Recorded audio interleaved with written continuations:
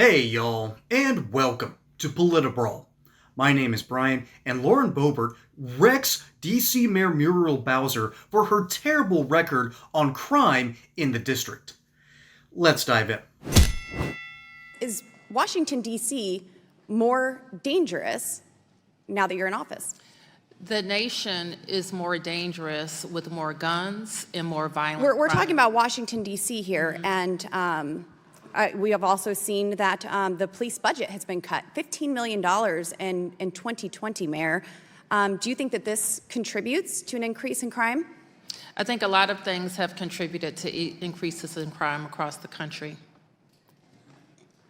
What about in Washington, D.C.? Do you think that the $15 million budget cut to MPD in 2020 caused an increase in crime here in the District of Columbia? I think that we need to have 4,000 police officers over the course of the last several years. So you want more police officers? Yes. Well, in the past, you've hired on average 300 new police officers each year, but in 2022, you hired 103. That's 200 less, and now you're advocating for more police officers after cutting their budget and hiring 200 less police officers. I've advocated for more police every day as mayor of the District of Columbia. When I became mayor, we were facing a retirement bubble, and we set a course at that time for hiring and retention. So do you believe that Washington, D.C. would be safer and more secure if you hired more police officers rather than decreasing the number of recruitment by 200? We're not decreasing recruitment, but we are facing, as cities in police departments around the country, less interest in joining police departments. Why do you think that is? Do you think that our police officers have been demonized because of the rhetoric that is flowing from this city and many other cities across our nation? I think that policing is a tough job. I would agree. It's a job that has grown tougher over the years, and I think that— Particularly, when do you think it became more tough? Maybe when they were attacked for doing their jobs, protecting citizens? When they lost their funding? Congressman, if I'm allowed to speak, I'll Yes, ma'am. answer you, but I'm not going to talk over you.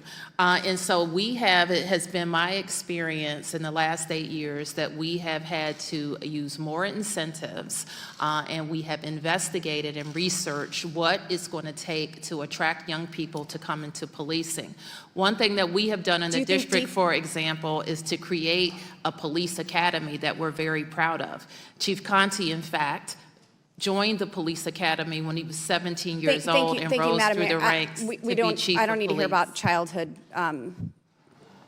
issues here. Well, so, this is how we get defund the police. police signs around District of Columbia and advocating for this I didn't advocate to defund the police.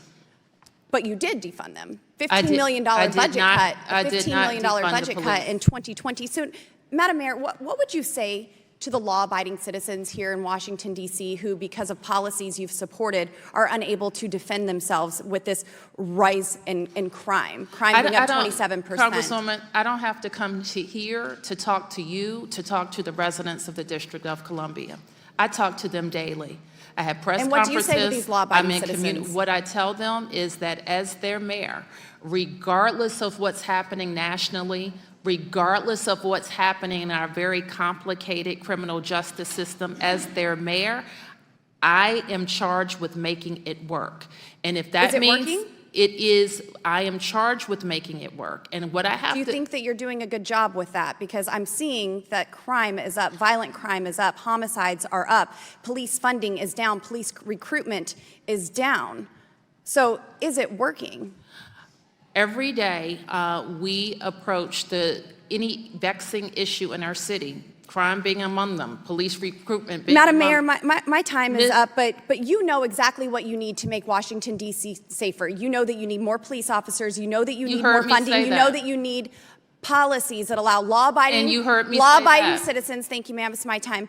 Law-abiding citizens to be able to protect themselves in their own home and defend them. Ms. You Boebert, know it sounds and like you wanted you to be a heard part my of the opening culture statement. war of the BLM 2020 riots, It rather than sounds like protecting you and heard defending my the police opening and the statement. citizens in Washington, And D.C. you're repeating it. And my time has expired. And I'm Thank you, happy Madam to Mayor. repeat it as well.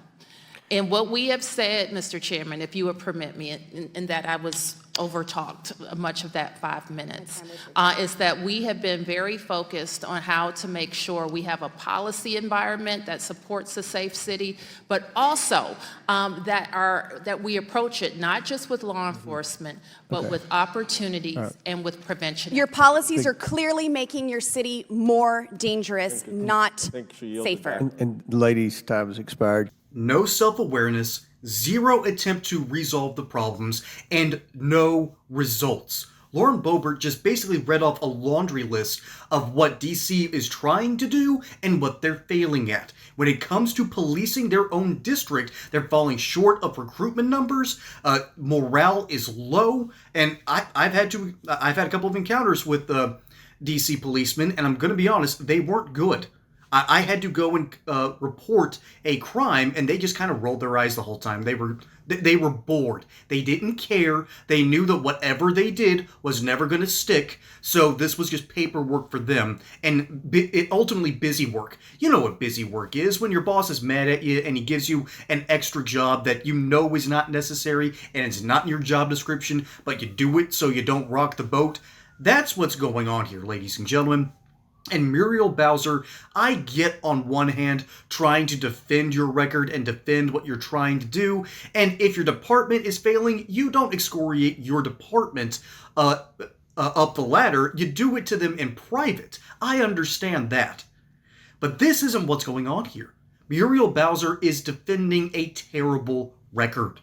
What she has done in DC has been lackluster at best, spurious at worst. The reality is, they don't want to police DC properly. They don't want to. The Democrats that are in charge in that town do not want to do that. They don't want to do the hard work. They don't want to build up the police force properly. They don't want to treat cops with respect.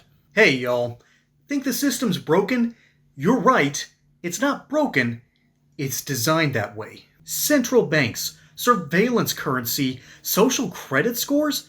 It's as if the feds want total control, and the last phase, going cashless. That's why physical silver, not ETFs, not crypto, might be your ticket out. It's untrackable, uninflatable, and it's used in everything from electronics to medicine. But more than that, it's freedom. Every ounce that you own could be a vote against the system.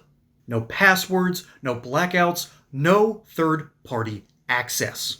The same governments that tell you that owning gold is outdated, yeah, they're hoarding it by the ton. So ask yourself, why? Physical gold, real silver, it's not just money.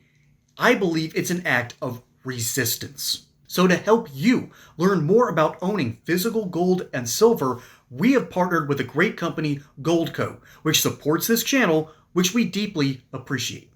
And you can find out how you may qualify for free silver. Check out politibralgold.com for more info. That's politibralgold.com. And ultimately, you get a morale problem. You have what Muriel Bowser herself called a bubble of people that are about to retire, and you can't hit the recruitment numbers because you either don't pay them enough, you don't give them teeth, so what's the point? And now the crime stats keep getting worse. They spiked in 2023, and yes, they are on a downward trend. Congratulations! You were way up here in the flooding zone. You're still up to your neck. It is a problem. No wonder Donald Trump has called in the National Guard. No wonder he has practically nationalized their police force. They're trying to go in there and show Democrats, hey, we can't stand for this lawless nonsense. We have to save our spaces. Our cities deserve to be saved. But they don't want to be saved, according to Muriel Bowser. They think they're doing a great job. And at the very beginning, she wanted to blame weapons. Really? That's the direction you want to go? Because that falls on deaf ears, Muriel. So instead of doing that, she is now complaining to the mainstream media about what all is going on, and her own police chief, however, is flubbing basic talking points that she needs to understand. Listen to this. When a reporter, and this is from Fox News, when a reporter was asking some questions at a press conference, this is what the reporter asked. Can you tell us what the chain of command is now? A reporter was heard asking Smith, that is the head of police, during a press conference Tuesday morning. Her response? What does that mean? The moment she said it, she realized, I had made an oopsie. I need to let Muriel Bowser come in and start answering the question. When your own police chief doesn't understand the chain of command, a basic concept out of the art of war, both von Clausewitz and Sun Tzu, when you don't understand chain of command, you don't need to be doing your job. She realized that immediately and had the wherewithal to back away, so I do at least appreciate that. But the reality is, when you have someone who cannot do the job, understand the concepts to do the job, you are ultimately setting your own department up for failure, and that sets cities up for failure. The reality is, more police on the streets equals safer streets. That is just the sad truth of the matter. Okay? I've had multiple cop friends tell me that, yes, I do what I do because I know if I'm not there, it's going to get harder. It is going to be worse for those people. And as a matter of fact, the people in these communities want more of a police force. They want more of a police presence because they're tired of the crime. They are tired of having their property destroyed. They are tired of watching things get worse and worse and worse. And instead of dealing with the problem, Democrats sort of just twiddle their thumbs and go, we're going to deny it. We're going to deny anything's problematic here. That's just the reality, ladies and gentlemen. The Democrats either deflect or they deny. That's all they can do here. And Muriel Bowser has to deflect from the fact that she's done a bad job. And Lauren Boebert is just coming out here reading list after list of, hey, your goals were up here. Yeah, you missed. You failed. All right, you're not meeting your numbers. You're not meeting your quotas. Crime has gone up. As of late, according to their averages, crime is still up. And they don't want to admit that they've made a mistake because no one in their right minds goes on a campaign tour where they say, yes, we screwed up, vote for me. No one in their right mind is going to do that, so you don't ever admit guilt. I understand that's the way the game is played. But there's another way you can play this game, and that's why Donald Trump has taken the initiative to nationalize the DC police force and actually clean up the neighborhoods that people in Georgetown don't want to walk into. Okay? Navy Yard, it's going to get cleaned up. I know a lot of people who've had to live with the nonsense that happens over in the Navy Yard because they're trying to gentrify the area and it's not succeeding too terribly well. DC is not a safe place to live unless you live only in a handful of neighborhoods. And when I say a handful, I can think of 5 places that are technically safe. Most of them are protected by the Smithsonian Institute. That's not good for a city, and that's terrible precedent for a capital. This is why DC is structured the way it is. It is supposed to be there for the enjoyment and betterment of the American people, and it's just fallen into complete and total disarray and decay. Our cities deserve to be saved. We deserve to have good cities and clean streets. Ladies and gentlemen, we deserve this as Americans. The people who live there deserve it. The people that want to visit there deserve it. As American citizens, we should have this.